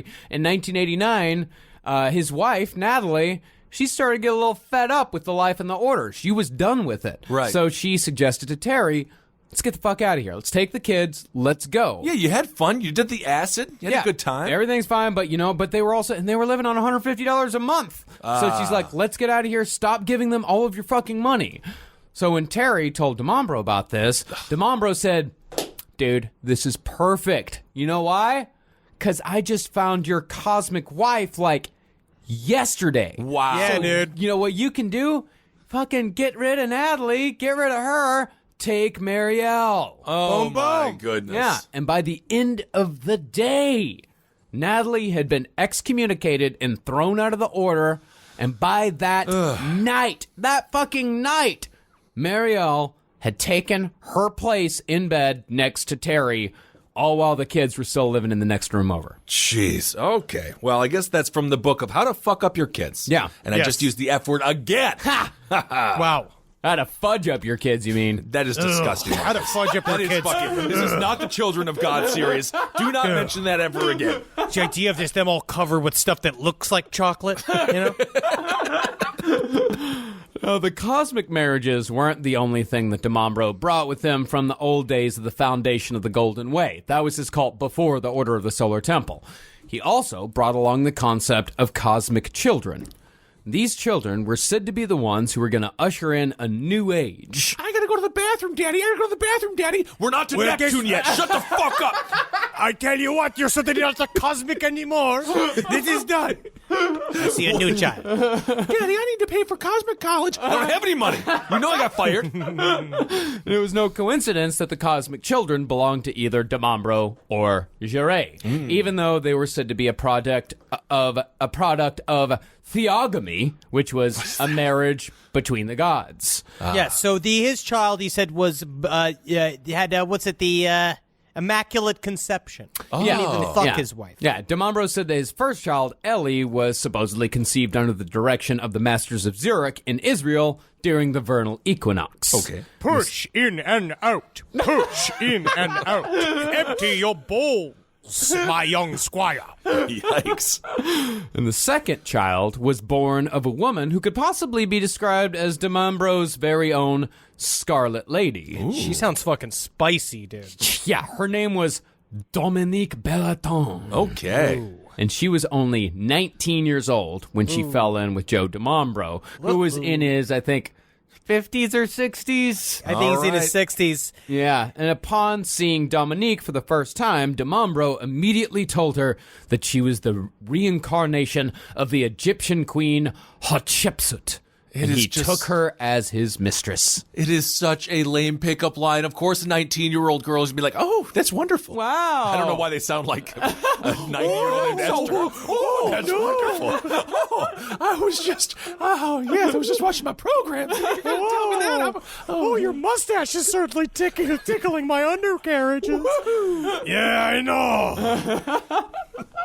So a few years later, Dominique had become pregnant, and she and DiMambro declared that the child had been immaculately conceived as the archchild, the Avatar, the new Christ. They had even acted out the Immaculate Conception in one of the ritual rooms with a laser beam. Oh, my God. Telling everyone that the beam shining onto Dominique's pussy was the, all right, Larry was and the David seed of one of the ascended masters. Just Then you have the guy on the lasers, just like, all right, and really just gotta zap that clit here. All right. Larry and David, I'm going to need you to get on your hands and knees and blow on the labia. Just a little bit. That's good for effect. Wow. This is very theatrical stuff. Extremely so, yeah. And they said that the seed was shot in by the Ascended Masters, but it was also somehow going to be Joe DiMambro's mother reborn. Meanwhile, just cut to an airline pilot with a laser in his eyes as he crashes into the woods. I should have turned the laser off. I got some future cum on me. I'm going to crash this plane.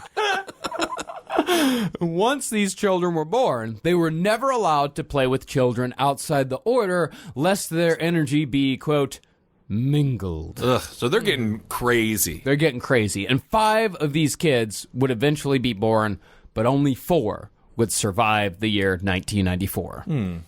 So it was with these beliefs and rituals that the Order of the Solar Temple reached its apex in 1989 with 442 members.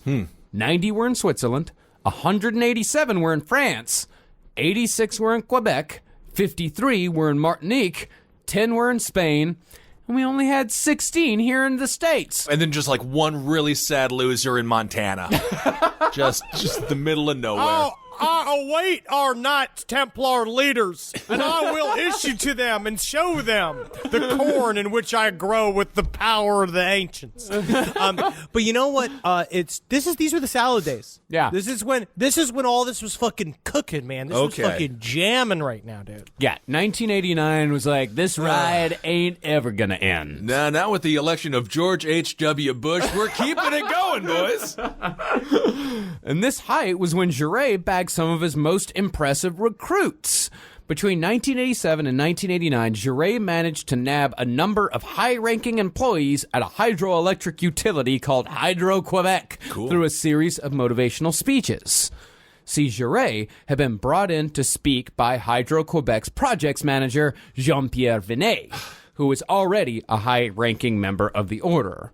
And these speeches, I mean, it was pretty standard, like, corporate fare. You know, it's speeches like the meaning of life and self-realization in management. Oh, God, I'm going to shoot myself in the head. No, dude, man. Then he brought his spiritual energy to them. I and then he see. says, like, how to use expense reports to get cum on your jeans. It's like all that kind of shit. Where it's like he's trying to flip it for him. And these retreats. and these executives, they would listen to the speeches, and then, Vinet would walk up to him and was like, hey, if you want to hear more, you can come on out to the chalet. And then by the time Jouret was done with his run of motivational speeches at Hydro-Quebec, he'd recruited 15 executives and managers into this yuppie cult. Oh, my God. I mean, it played right into their fucking lifestyle. It was a really cool, exclusive club. Right. And of course, all of these people contributed heavily when it came to their finances. One Time magazine article estimated that during Jouret and DiMambro's relatively short reign as leaders of the Solar Temple, like 10 years or so, they amassed a nest egg of cash and assets gained from followers that was worth $93 million. Man, they should have just grabbed the cash and have just disappeared into South America. Like I don't understand. That's a part of it. We'll be endlessly debating this, where it's like they could have just left and they could have just been a part of the Esoteric Hall of Fame with Alice Bailey and all these people, and it would have been fine. Well, do you think that there is something, because corporate life is human suffering. Yeah. It is soulless. It is a nightmare. Jordan Belfort, Wolf of Wall Street, which was again on television, Henry. I see your face all the time. Hey, man, I got a couple of cents. Yeah, you did do well with that. But do you think it's because their lives are so soulless? Like, if you work in a corporate office every single day, there's nothing there for you. So maybe they're more susceptible to a guy like this being like, you can get all the profits you want, and now here's some spirituality to go along with it. Power begets power. The whole thing is you want more power. Like, I don't know if necessarily a corporate existence means you are dead in the inside. I think it just means you want... I think a part of it is you know what it takes to make money as humanly possible, and you're willing to put your humanity to the side to do that. Sure. And to anyone listening in an office right now, thank you for listening, and you're not soulless whatsoever. I know we have a lot of good listeners. Good cover, Kissel. Well, I know we have really a lot good of cover. Yeah, and don't malign the extremely rich too much. How else are we going to get Six Flags on us? All I want is we need more millionaires to listen to the show. The thing is about all the money that came into the cult, this is where the turn came. They made too much money. As Wait, we are said, you telling me that money corrupted a situation? See, as we said before, some people like Terry Eugenal were given their entire salaries over to DeMambro and Giray, while they themselves were living on less than $200 a month. Now, this wasn't everyone in the cult, because it tends to kind of ruin some of the allure if everyone in the cult is suddenly poor. Right. But by draining some of them while guzzling a fair amount from others, DeMambro and Giray were living the high life. DeMambro owned 12 houses and had a personal bank account that numbered in the high six figures. What? And this was all while he and Giray were banging just about every woman in the order whenever they wanted. Jeez. Naturally, this led to some bad feelings. Yeah, I would think sometimes, so. Yeah. Some people get upset when you have two Freddie Mercurys in the group. I watched Bohemian Rhapsody, and the rest of them just have silly hair. And it's And by the time the 90s rolled around, things started to fall apart for the Order of the Solar Temple. One of the first cracks appeared when DeMambro's own children began rebelling against the group, some of these cosmic kids. Yeah. In 1990, Elio DeMambro just happened to stumble upon his father's prop closet. Oh, nothing is sadder when a sketch comedian is revealed. No, can you imagine being the kid of this guy, going through the teenage years? You hate your parents no matter what. Mm-hmm. Then you got that guy as a dad. Yeah. When Elio opened the door, he found a treasure trove of ritual paraphernalia. He found the sword Excalibur. He found the Holy Grail. I mean, and this was just usually like all this stuff was supposed to have materialized from, the ethereal plane. And Elio opens the closet and it's just it's just plastic. Just in a Rubbermaid. Yeah, it's just Rubbermaid. It's just in storage. Dad, I found the Holy Grail in your closet and also this big rubber butt. Why just a butt? I'm sorry, son. I should have told you earlier. I am a sketch comedian. No! When Elio saw this, he told as many people as he could before leaving the Order forever, and he took around a dozen high-ranking members with him. Now, after this, DeMambro changed tack. See, DeMambro, for a while, he had a pretty tolerant and open style of leadership. People could give him criticisms. He'd listen to it. Mm-hmm. But then after that incident, after people started to leave, he turned a hell of a lot more authoritarian. Okay. Because of this, things weren't so much fun in the yuppie cult anymore. So people started leaving in droves. Although DeMambro kept a few of the higher-ranking members through blackmail. He told Watch executive Camille Piet that if he left, DeMambro would let it slip that Piet had been fucking Luke Jure. Whoa. Although I got no idea if that's actually true or not. Right. I mean, they were doing a little touch and a little kiss, and I they guess. were French, and they were in the chalet, and they just saw the Grail. Like, I mean, honestly, a lot of things happen. Sure. It's also not that big of a secret. Even if someone did say that, it'd be like, oh, okay, then. I guess in 1990, maybe there was. I mean, things were a lot different. Oh, it was. Yeah, it was a lot different back totally. then. Yeah. Sounds like it was real. Yeah. That's what it sounds like. Yeah. And speaking of Jure, he was starting to lose it as well. By 1990, Jure was much more interested in the ritual preamble fuck sessions than the rituals themselves. Did Jure go through a fat Jim Morrison phase? Please tell me he gained like 30 pounds. No, he went through a disheveled phase, definitely near the end. And his behavior was just getting erratic. Because a lot of the members felt that his predictions for the end of the world were getting just a little too specific for their comfort. And they were also getting a little weirded out about how tight of a hold Jure had on some of the other followers. Physical grip on some of his followers. And they're starting to look around, and they're starting to see like, okay, this is going from like a fun esoteric society to a cult. So to say the word Oprah again, they're having their aha moments. Yes, they absolutely are. So in 1991, the Canadian branch of the Order of the Solar Temple voted out Jure as Canadian Grand Master. You're no longer King Nerd. Oh no! Yeah, he gets his moose horns taken away, which is so sad. And they replaced him with Robert Falardeau, who is Quebec's Minister of Finances. These are high-ranking government officials. It's a big fucking jump. Oh my god. Okay, so this is Shinrikyo stuff where they actually have government officials involved. I see how you're there. You're running the Order Solar Temple. They're keeping a tight grip on your followers. But I gotta say, the way you should be doing it is you really gotta come at it with the Quicken. You need to use Quicken in order to really understand how to lead a group of people there. I'll show you. Wow. But there were still people in Quebec listening to what Jure had to say, even though he'd been demoted. And Jure suddenly had a new message familiar to cult leaders everywhere.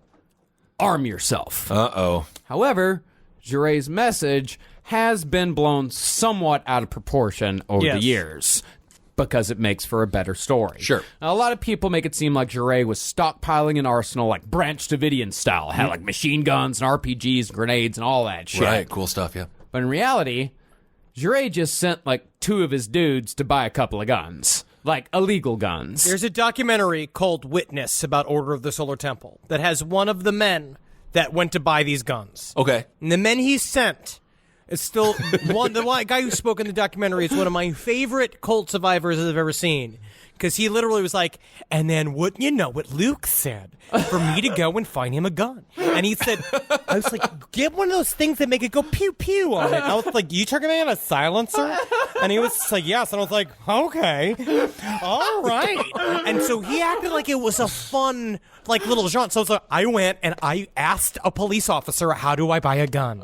He just straight up asked he just asked people how to buy guns. And he just happened to be speaking to an undercover police officer who's like, all right, I hope you get a gun. He's like, ooh, yes, this is easier than I thought. If Christopher Guest directed this entire thing, it could be really fun and hilarious. Yeah, this guy's Christopher Guest character in Waiting for Guffman. Okay, great. And he's going to try to buy an illegal gun. It was about March of '93, and this guy's name is Herman Delorme. Love him. And Jean-Pierre Vinet from Hydro Quebec. They went out. They tried to buy a couple of semi-automatic silenced weapons, and the first person they found was an informant for the Quebec police. And I tell you what, I found a perfect line on a man with a gun. I met him. It seemed he was like wearing a lot of it seemed to be like an armor underneath his clothes, but it was still funny. He was so thick. It was fun to talk to a big, thick guy.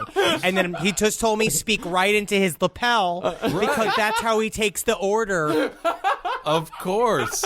You always know it's an undercover officer here in New York if they're really into the Yankees. Or the Rangers. Really into the They are full head to toe. Like they dressed in the morning and be like, what do people dress like? Yeah. I know what they like. The Yankees. Yeah, you see a guy wearing a Rangers jersey in July on the train, that's an undercover cop. Yes. Or Mario Lemieux.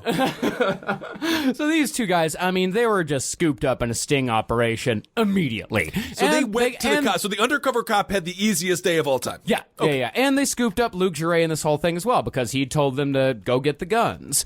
But the thing was, I mean, nobody did any jail time. And in fact, I mean, this whole thing was kind of handled in just about the most Canadian way possible. Although it's not necessarily a bad thing how they handled it. I mean, each of the three guys, they just ordered them to pay like $1,000 to the Red Cross to like, get out of here. Oh, you'll give us $1,000 to the Red Cross. That's charity. No poutine for 2 weeks. No poutine. No poutine, you might as well kill me and my family then. Well, that's up to you to decide if you want to do that. No poutine for 2 weeks. It's order of the Queen. You know what? I take it back. You can have the poutine. I didn't mean to make you upset. Thank you. Afterward, Vinay, he got fired from Hydro-Quebec, while Delorme, he got spooked after that. He just left the group completely, just in the nick of time. And as we said, now speaks candidly in documentaries about his time in the Order like it was just a lark of his life. Wouldn't you That know was the craziest summer I've ever experienced, and I did tour with Scorpions for a little while. I followed them around. So, yeah, I had a couple of fun summers. Scorpion, not bad. No, they asked him about like the final days of the call. He's like, you know what? I'm not sure if I would have like killed myself, but I might have killed someone else. Wow. I might have done it. I might have done it. I don't know. Like I have to think about it for a second, but I might have killed someone else. Yep, that's when you like when you're sitting at the bar, you just try to find like an empty spot to stare where you're just like, oh, okay. Great to hear. Because of this incident, with all of the guns and everything, investigators started looking deeper into the Order of the Solar Temple because they thought that there was a possibility that these guys were involved with a very real terrorist group called Q-37, who had just threatened to kill Quebec's public security minister, Claude Ryan. Which I do believe Jure wanted to happen. He wanted connections to these other terrorist groups. You remember, Jure came from all of this world of right-wing thought as well. Like, all it kind of was like, he was a part of these very intense reactionary groups before this. So I think he liked the mystery of all this, and it allowed the idea of persecution and what is a cult love more than to be hated. Because then it gives them a reason to exist. You imagine him trying to entertain a gang? Just be like, I would love to be a part of your gang. And they're serious. Yeah. They don't wear ropes. No, these guys, I mean, this was a full-on terrorist group. Right. But, the cops, they raided one of the Order's clubhouses in Saint-Sauveur, and they investigated all the possible ties to Q-37, including the bombing of 2 Hydro-Quebec transmission towers the year before, but they never found any link between Q-37 and the OST. And that's the link between Q-37 and the OST. That's a big, like, wink, wink, nudge, nudge when people talk about the cult, because it makes them seem like a little bit more dangerous than they really were. Yes. But there was no connection whatsoever found. Okay. But even though the Canadian government completely abandoned any investigation into the OST because they figured, okay, this is just a bunch of rich assholes playing dress up. We don't really need to get involved in this. That initial investigation, that only heightened the paranoia that was already festering below the surface in both DeMombro and Jure. Do you think a reality TV show could have saved everything? Because it doesn't. No, man, it always so heightens theatrical. because then you have to find out who gets producer credits, who gets executive producer credits, who's an associate producer. It's a lot of problems. Okay. See, the thing was, like, DeMombro and Jure, they seemed to be like best buds till the end. They loved each other. Like, DeMombro, he always had full confidence in Jure. And when Jure got kicked out of his Grand Mastership in Canada, like, DeMombro was behind him the whole time. He was telling him, like, you guys don't need to do this, but, they were voted out nonetheless. So after, well, what I had heard was that they did have some complications between the two of them because DeMombro, in many ways, felt that DeMombro thought that everything was cool as long as he was involved. He thought Jure's involvement in the Canadian OST and the shit because Jure was doing the his big fuck circle in Canada. And DeMombro, I think, it was the way it was presented in one article I was reading, was almost jealous because DeMombro wants to make sure of he can't be doing extra fucking. But what I heard is that DeMombro was behind Jure completely when the Canadian OST brought him down. Well, nonetheless, it wasn't too extreme for it to be the band Levon versus Robbie Robertson blow. it was relatively it was a minor. In the news. If it was a kerfluffle, it was a minor kerfluffle. Okay, minor. That would make sense, though. I would understand that. Yeah, Surprised they did so well. Yeah, it was definitely a minor these two guys never seemed to have any huge arguments. Okay, disagreements, yes, but they They're never. Real Bert and Ernie. Yeah. Okay. All right. So when when Bert and Ernie are they're sharing a woman because they physically said that they were not gay at Sesame Street. I don't know if they did. They're always sticking because you trade in and out where one guy's fucking her for a while, the other guy comes in, so their penises have touched a bunch. Yeah, that's what Bert and Ernie always did. They always shared women. Well, after the raid, a lot of the more loyal OST members followed DeMombro and Jure back to Switzerland, where they all settled into a nice stew of paranoia because they now believed that they were somehow a persecuted group. And this is from one of DeMombro's diaries. We don't know when they might close a trap on us.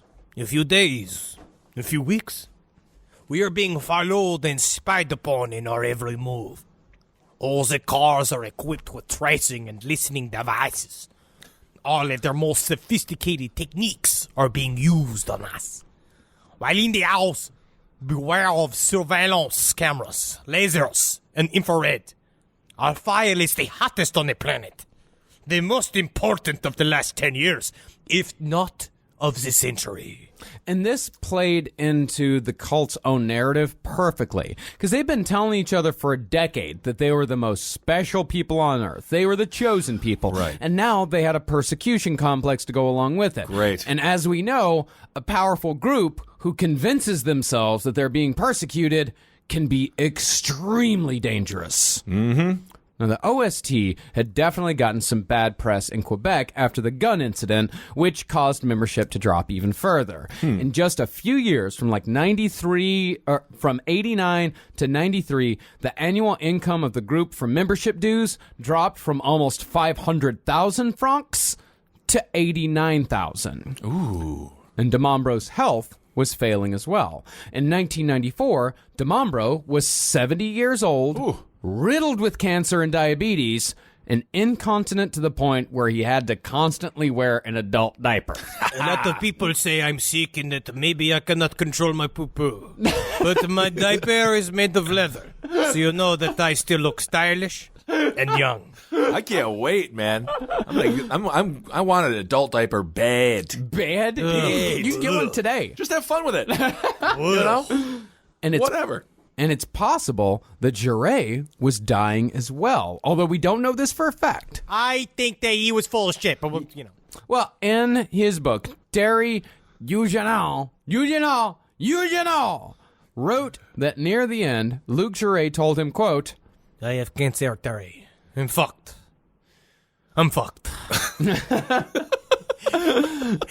So, it seems like these guys had two choices, if you believe that Jure was dying. One, they could see their secret society fade further and further into obscurity until they both died of their respective diseases and their order died with them. Mm-hmm. Or they could put their money where their mouth was and they could make transit a reality. You gotta spend money to make money. Because after all, guys, they have nothing to lose. Yeah, exactly. If they're both dying, then what do they really have to lose? And furthermore, there's the paradox of the secret society. You know, really, a secret society has no point unless people know that it exists. Right. Well, it can't be cool. Yeah. It's not cool if it's not an open secret, that your society is secret. Yeah, it's like it's kind of actually a part of like the yuppie mindset. It's like you let the hoi polloi know just enough about your secret society where they know it exists, but you also let them know that they'll never be a part of it and they'll never know all of its secrets. It's like the same principle as like Skull and Bones at Yale. Right. Like first class on a plane. It's first class on a plane where you got the little curtain, which Right. is, it doesn't cover everything, but you're like, what's on those trays? Oh, what do you think? Oh, they're getting cocktails? Oh, they have their own bathroom.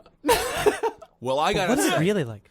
Whenever we get fortunate enough to occasionally sit first class, whatever those fancy people are eating, you're closer to the bathroom than anyone else. You can't get away from the bathroom. So someone goes in there and fucking lets you know The they've food been eating. seems to move faster through my system on a plane. So I actually like being closer to the bathroom, so as soon as it's ready to be shit, boom. Yeah. My goodness gracious. And by the way, all they give people, hot towels. And I don't even know what do you do with it? You wash your face A hot with towel. it. A hot towel is it's refreshing. It's not refreshing. It's a warm disease. You don't deserve these. You don't deserve these pleasures. You don't deserve them. This is the problem. All right.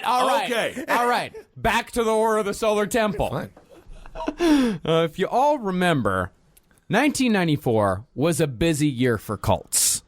That was the same year that the Branch Davidians died in a storm of fire and bullets in Waco, Texas.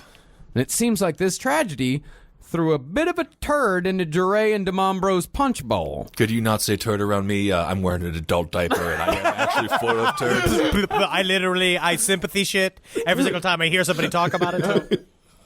For proof, this here is an exchange between DeMombro and Jure that was caught on tape in March of 1994. People have beaten us to the punch, you know. Well, yeah, but Waco beat us to the punch. In my opinion, we should have gone 6 months before them. But what we'll do will be even more spectacular.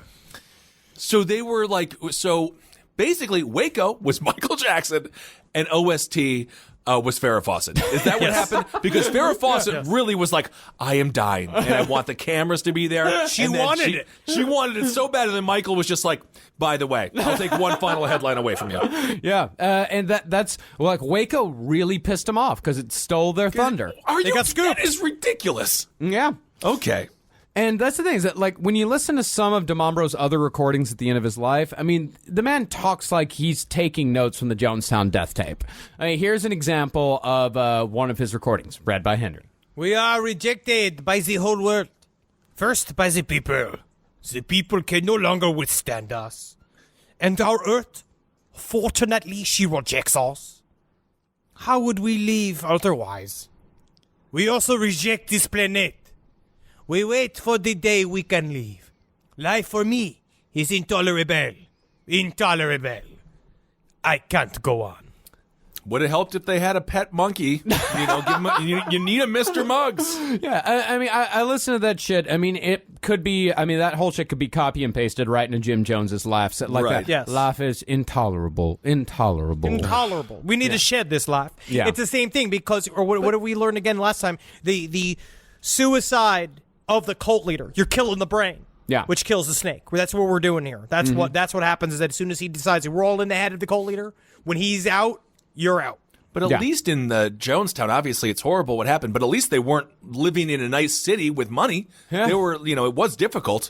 Well, I think, I mean, it's possible that Jure was not dying. I mean, there's a ton of different possibilities as far as what happened here. I mean, it's possible. I mean, we know that DeMombro was definitely dying. Okay. Like, we know he had cancer. We know he had diabetes. He was incontinent. And, you know, and some people think that the reason why DeMombro pulled the cord on everything was because he couldn't stand to see anybody else in charge of it. If the cult moved on after DeMombro died, then somebody else was going to be in charge, and he couldn't stand the thought of anyone else being in charge. Okay. Now, all the OST needed now that they decided to end it was a spark to set the fire, and they got it in a surprisingly innocuous way. They got it when special effects man Tony Dutoit named his child. And that is where we'll pick back up next time to see how that one small event led to the deaths of 74 people and the conclusion of the Order of the Solar Temple. All right. There it is. Next week, it's going to get real fucking violent. Yes. This is when it all comes crashing down. And we see this group of nerds with their space gods and their swords. I guess make it to the big leagues. I don't know what you'd say the term is. I don't know either. Be careful who you follow. Don't trust any of these people. You don't need them. Except for me. Yeah, Trust me. Yeah, except for you, Henry. That's a good message. Do you really, honestly? Do you want the responsibility of having a cult? Nah, I don't like paperwork. I need to have other people doing all the leases and all of the build-up of the sermons and stuff, and then I do all the showman stuff. Sure. It seems like a colossal pain in the ass in a lot of ways. Yeah. All right, everyone. Thank you so much for listening. We are excited to see everyone in Indianapolis, and then we'll see you in Chicago on Saturday. Yeah. Which will be wonderful. Well, by the time this comes out, we've already done Indianapolis. Thank you again for the fan who gave me $1 million after the show. Oh, man. Six Flags on us. Six Flags on us. Six Flags, man. We're going to Six Flags. You should be so lucky. We're going to have such a nice time. Yeah, and by the way, if you do want to claim Six Flags on us, if you want to give to our Patreon, all we need is a minimum commitment of 66.6 months. That's it. At $15,000 a month. That's it. To be paid in one lump sum, and you'll get, in return, Six Flags on us. We'll go to Six Flags and we'll pay for the whole trip ourselves. Wow. We'll take the whole thing. Or give us $10 so you can get the show ad-free. Yeah. Yes, do that. Thank you. Or $5 to get bonus content. Any of those things would be great. But more importantly, Six Flags on us. And that's it. It is just 66.6 months of $15,000 at a go. That's it. It's easy. It's so easy. Even a billionaire could do it. Okay, everyone. But seriously, thank you all so much for giving to our Patreon. We really appreciate you. Without you, none of this is possible. And Henry and I always have a great interview series on there. So make sure you check that out. Let's see. Anything else that we have? Is there any business that we need to tell people about? We got Chicago coming up. That's going to be our last show for the year. Yeah. So that'll be very exciting. Our stream is back on Tuesdays. Yeah. So make sure you check that out on Adult Full Swim. on back. We're having a good ass time. Excited to be back doing the stream. AdultSwim.com/streams. Yep. We're taping our special. It's going to be for sale in, I believe, December. I'm not sure when we're going to get it done.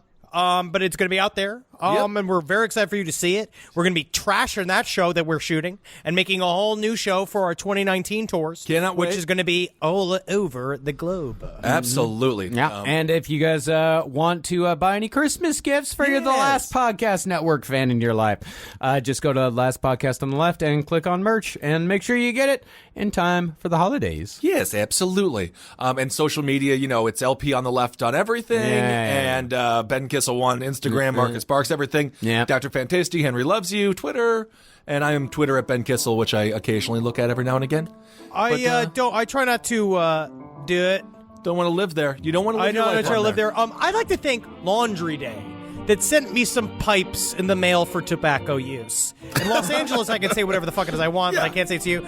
Laundry Day, they send me some, they're really, really nice. They're really fucking nice pipes. Really? The pipe was, one thing I got was like literally, it's nice for when you're trying to impress a weed smoker. It's a really nice it's fancier, but the one hitter they got me, it cools the smoke because the extra ribbing. I really enjoy it, man. I'm taking big old fucking throat loads of it, and it's great. Awesome. All right, everyone. Hail yourselves. Hail Satan. Hail Geen. Hail me. And magustalations. And don't join a cult. Try not to, but they're sneaky. No, real sneaky. Just have fun, man. Just do it for the fun years and then get out if you can. What would you do if you could get more? More dinner parties with friends. More gear for your garage band. More places to discover.